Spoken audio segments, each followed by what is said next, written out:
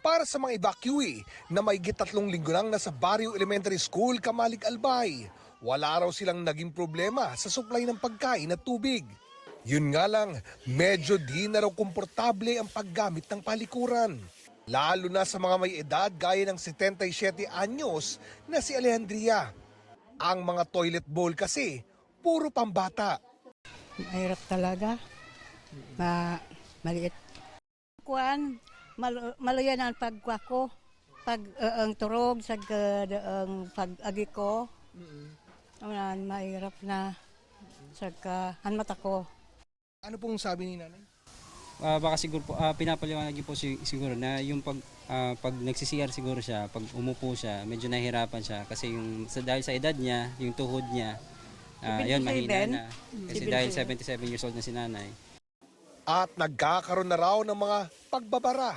Siguro po, kaya di kaagad nag-plus. Kasi maliit siguro po. Basta sabi ng teacher, ganyan daw yan talaga. Nag-aapaw daw dito sa floor. May ibang room na medyo bara siya na kasi ang isang family mga nasa 30 to 40 individual. Estimate po mga nasa 10 family ang per room. Kasi ang kasi niya, kung maliit ang imbakan sa ilalim, magpupuno po talaga siya. Yun po ang siguro ang cost kayo. May mga nagawa namang malaki-laking toilet sa paaralan pero di pa rin nagagamit.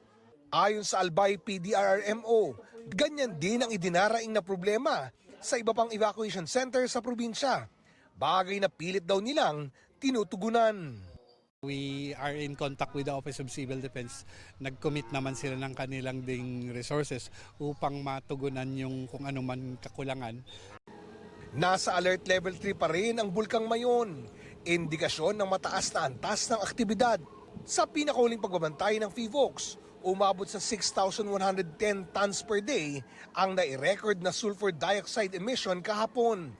Doble sa inilabas na asupre kahapon at pinakamataas na naitala mula nitong January 16. Right now po nasa state of eruption ng Mayon Volcano, so open po yung vent.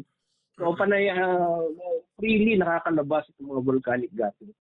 Sa nakalipas na 24 oras, naitala ang pagbuga ng lava dome at pag-agos ng lava, kasama ang 261 na rockfall events at mga uson o pyroclastic density currents. May katamtaman ding pagsingaw na napapadpad sa mga bayan sa Timog Kanluran. Namamaga pa rin ang bulkan. Kaya nga po natin i-emphasize na lagi dapat po walang tao doon sana po talaga walang tao doon sa loob ng 6 km permanent. Tuloy-tuloy ang drone surveying ng PHIVOLCS sa Mayon upang maimapa ang lawak ng lava flow at pyroclastic density current o uson. Habang sa mga komunidad sa palibot ng bulkan, namahagi sila ng mga ash pan na panukat sa ibinubugang abo ng Mayon. Mahalaga raw ito sa patuloy na pag-monitor sa bulkan at sa pagpapatupad ng nararapat na mga hakbang sa kaligtasan.